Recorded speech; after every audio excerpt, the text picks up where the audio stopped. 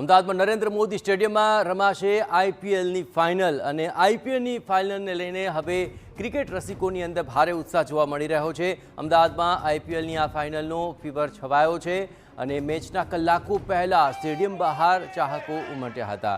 ગુજરાત સહિત દિલ્હી, રાજસ્થાન અને બેંગાલુરુથી આવ્યા છે ક્રિકેટ રસિકો।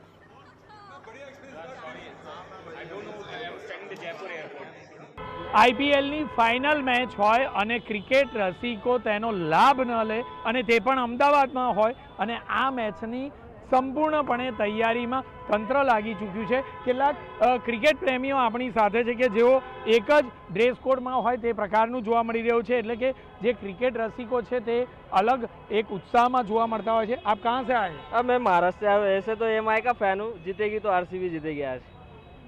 ये अभी जो माहौल है सुबह से, मैच शाम को है मगर माहौल सुबह से बन गया है, क्या देख के क्या लग रहा है?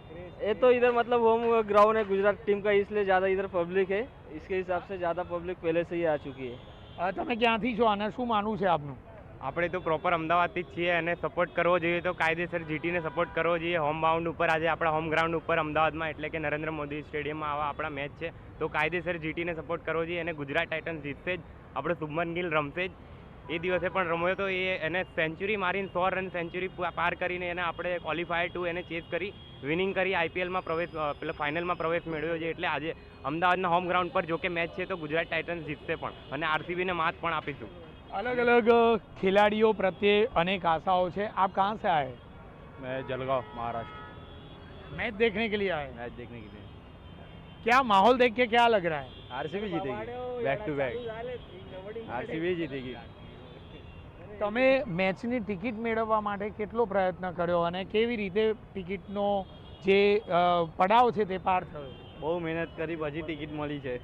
એમ લાઈનમાં ભીડમાં ઊભી રહીને ટિકિટ મળવામાં આવી છે। કેટલા લોકો આવ્યા છે? અમે બહુ જણા હતા, એટલે આમ બહુ એટલી લાઈન હતી, ઢગલો હતી લાઈનમાં। હવે છેક નંબર રાત્રે આવ્યો હતો એટલે તમે કેટલા લોકો મેચ જોવા માટે આવ્યા છો અને જે મેચોની સ્ટેડિયમની બહાર જે મેચનો માહોલ બન્યો છે સવારથી કેવો લાગે?